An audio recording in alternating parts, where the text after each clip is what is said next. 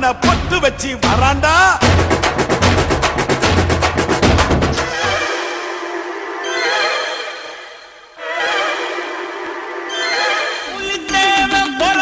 இந்த மண்ணு பல போர் கண்டு செய்ச்சது இந்த மண்ணு.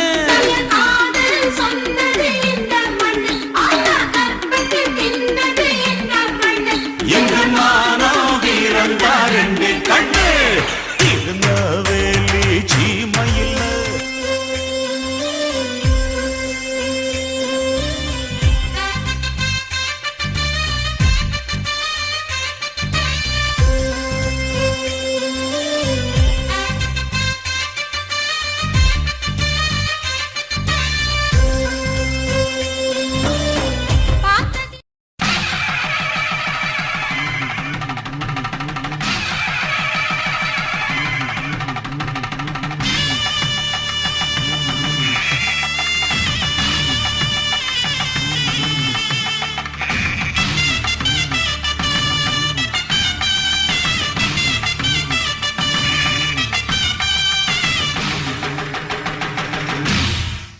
வருகுதையா மறவர் படை வானவில் சேனை தளம். மறவரோட எதிராளி மாண்டவர் கோடி லட்சம். கையிலே வீச்சருவா காலிலே வீரத்தண்டை.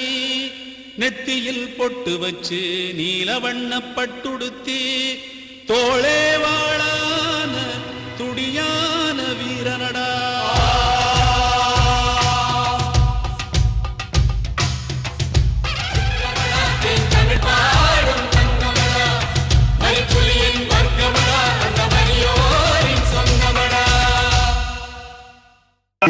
அழைப்பை ஏற்று கடந்த ஆண்டு போல் இந்த ஆண்டும் பல நெருக்கடியான சூழ்நிலையிலும் வந்து உங்களிடம் எழுச்சி உரையாற்றி இங்குள்ள தமிழருக்கு மட்டுமல்லாமல் உலக தமிழருக்கு மட்டுமல்லாமல் இலங்கையிலே பாடுபடுத்து கட்டப்பட்டு கொண்டிருக்கின்ற அந்த மக்களுடைய விடிவை எதிர்கால விடியலை நோக்கி பயணத்தை மேற்கொள்ள வேண்டும் என்று உங்களை தட்டி எழுப்பிய பெரும் எழுச்சி நாயகராக உலகத் தமிழர்களுடைய நம்பிக்கையாக இருக்கின்ற ஐயா பட நெடுமாறன் அவர்களே, கல்கத்தாவில் இருந்து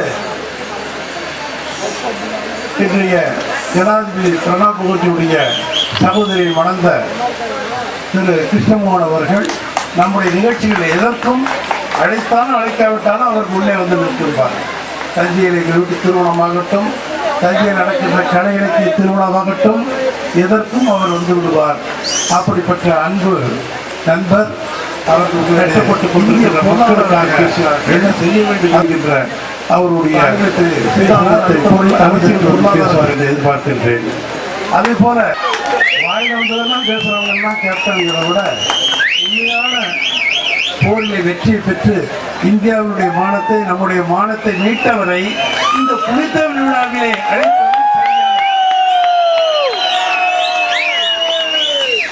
நேற்று என்னோடு பேசிக் கொண்டிருந்த நண்பர்கள் எல்லாம் வந்து சொன்னார்கள், இந்த ஊரிலே இருக்கிறவர்கள் யாரை வர வேண்டும் என்று எதிர்பார்க்கிறார்கள் தெரியுமா என்றார்கள். யாரை என்று கேட்டேன். ஸ்ரேயா, நமிதா போன்ற நடிகைகளை ஐயா வந்து அழைத்து வரக்கூடாதா என்று கேட்டார்கள். என்று சொன்னது எனக்கு ஆச்சரியமாகவும் அதிர்ச்சியாகவும் இருந்தது.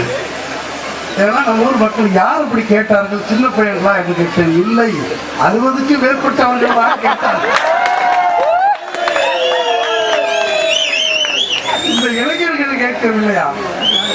60க்கும் மேற்பட்ட வயதுடைய பெரியவர்கள் தான்.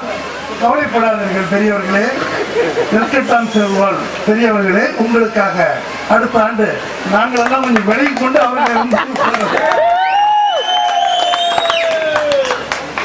இது நோக்கமே ஒரு மறைந்த ஐயா அவர்கள் சொன்னதை போல ஒரு இனம் தொடர்ந்து தன்னுடைய வரலாற்றை சொல்லிக் கொண்டு வருவது எதற்காக என்றால், மறைந்த வரலாறு மறைக்கப்பட்ட வரலாற்றை நாம் ஏன் இங்கு எடுத்துச் சொல்வதற்காக அல்ல, பிற மதங்களில் இருந்து பிற ஜாதிகளில் இருந்து பிற இனங்களிலிருந்து வேறுபட்டவர்கள் காப்பதற்காக அல்ல.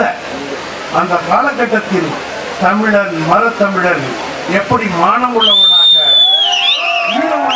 வாழ்ந்தான்,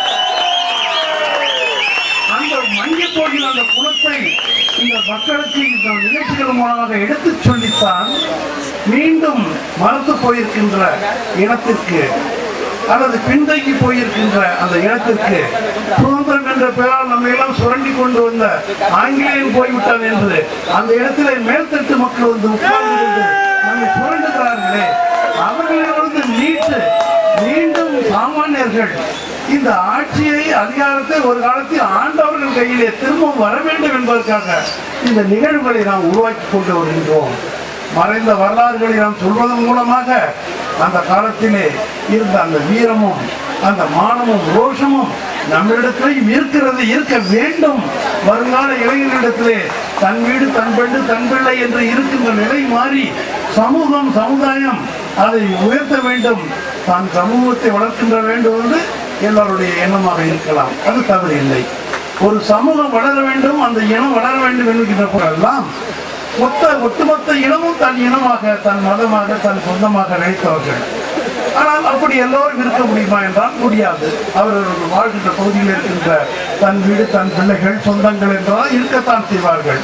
அப்படி தன் இனத்தினுடைய பெருமையை சொல்கின்ற பொழுது பிற இனத்தை நாம் துச்சமாக மதிக்க கூடாது, பிற இனத்தோடு நாம் மோதலுக்கு போகக்கூடாது. அவர்களோடு போதித்து கொண்டு நம்முடைய வாழ்க்கையுடைய உயர்வை தடுக்கக்கூடாது, வளர்ச்சியை நாம் தடுத்துவிடக் கூடாது என்கின்ற கருத்தை நாம் தொடர்ந்து இங்கே வளர்த்து விட்டிருக்கின்றேன்.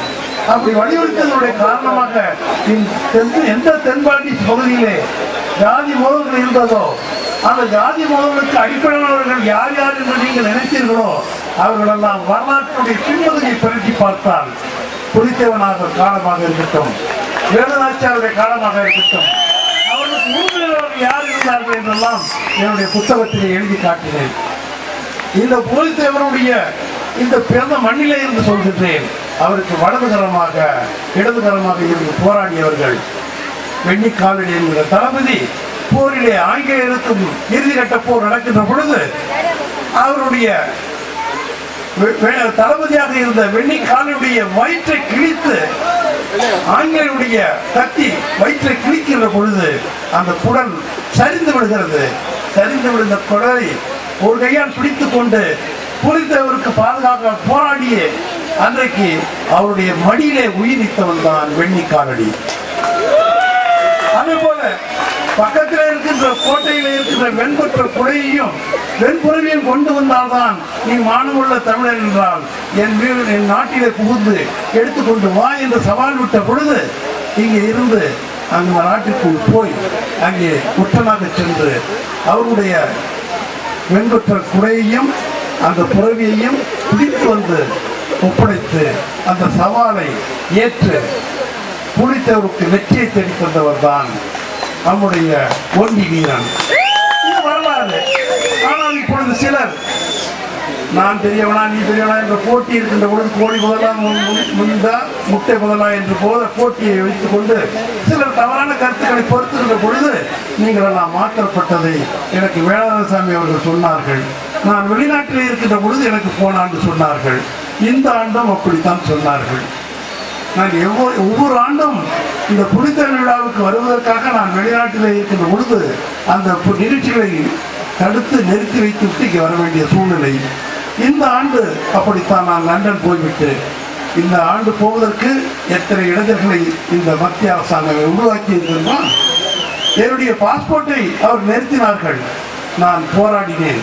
ஹைகோர்ட்டிலே வெற்றி பெற்று உடனடியாக அவரை போவதற்கு அனுமதிங்கள், ஆக்ஸ்போர்ட் பல்கலைக்கழகத்தில் அவர் போய் உரையாற்றுவதற்கு அனுமதிகள் என்று உத்தரவு போட்டது ஹைகோர்ட் மெட்ராஸ்.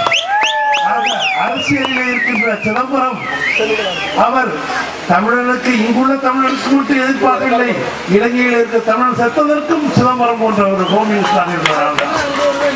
ஆனால் நாம் தொடர்ந்து அவரை மந்திரியாக சட்டப்படி அவர்களை ஜெயிப்பதற்கு சட்டவிரோதமாக ஜெயித்து இப்பொழுது அங்கே ஆட்சியில் இருந்து கொண்டு தமிழுக்கு எதிரான அத்தனை காரியங்கள் செய்வராக இருக்கின்றார். வடக்கே இருக்கிறவர்கள் அப்படி அல்ல.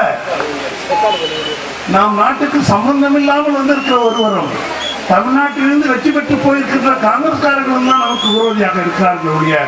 வடக்கே இருக்கிற காங்கிரஸ்காரர்கள் பலரும் இலங்கை பிரச்சனையிலே இலங்கை தமிழர்களுக்கு இருக்கின்ற இன்னல்களை போக்க வேண்டும் என்கின்ற ஆர்வத்தோடு இருப்பதை நான் உணர்ந்திருக்கின்றேன்.